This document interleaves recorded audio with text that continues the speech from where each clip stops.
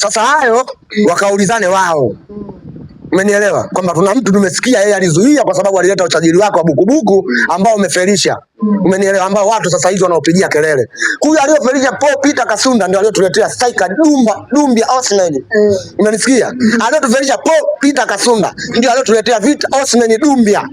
Unanielewa? Kwa hiyo akajua moja kwa moja akileta Peter Kasunda Dumbia hatocheza. Kwa hiyo ataonekana amekwenda kupiga pesa za watu. Ni nani? Siri za ndani tena huko kwenye body huko. Sio kwenye mwingine wa body. Yeye mtaelewa anayepewa pesa za usajili ni nani. Mimi naamini Watanzania wote wanajua anayepewa pesa za usajili ndani ya klabu ya Simba ni nani. Huyo anaotembea na timu. Hata kama akitembea na miguu, mwambieni kwa Dumbia akatupiga.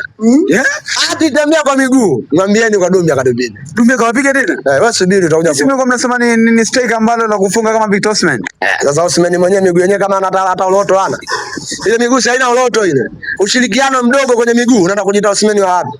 Kwa cha msingi tuvumilie tu. Kwa kama tumengoza Paul Peter Kasunda, tumenaye Osimhen tuendelee kubaki. Sababu unaweza kwenda unamwacha forward ambaye amefikisha goli 12. Unajua usajili ni mchezaji ambaye ana perform. Uweze kwenda kumsajili mchezaji ambaye afanyeje? Hapa Paul Peter Kasunda msimu uliopita idadi yake ya namba ya magoli ilikuwa iko juu, lakini alikuwa iko vizuri. Lakini kumkataa Dumbia bado ni mapema kwa sababu bado ligi bado kwanza ndio mechi ya 4 hii. Sasa wewe unaambiwa safari unaenda na Ngurukuru. Ushanielewa? Umepanda gari hata ukifika Kisemvule bado gari yenyewe imeharibika. Utasemaje mapema sasa? Unataka ikaribike wapi?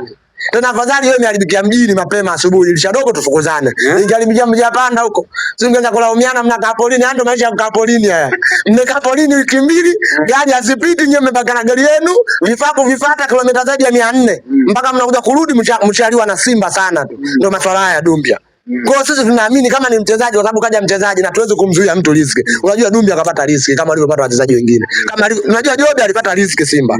Fred funga Kublan alikuwa kidogo afadhali naye alipata riziki. Naye Dumbia akapata riziki. Unajua Mungu anakupa riziki kutoka popote ulipo. Tofauti wa Dumbia na Omar Jobe. Utofauti wao Dumbia ana kichwa kikubwa, Omar Jobe ana kichwa kidogo. Lakini style ya uchezaji ni ile ile. Mchezaji hata control hana. Simba anataka mchezaji hata control hana. Yaani hata control mpira hawezi. Tunatafuta nini sasa kwa Dumbia?